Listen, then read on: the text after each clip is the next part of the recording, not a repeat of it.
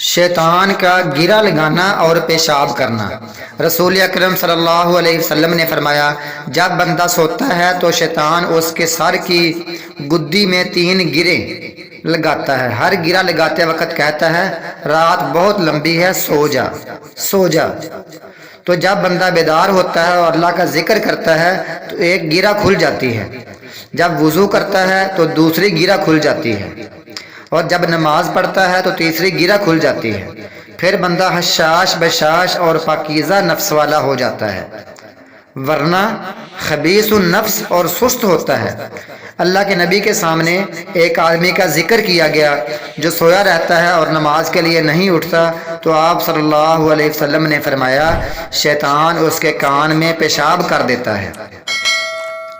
रावियान अबू हुरैरा और इब्ने मसऊद, सही बुखारी किताबुत तहज्जुद।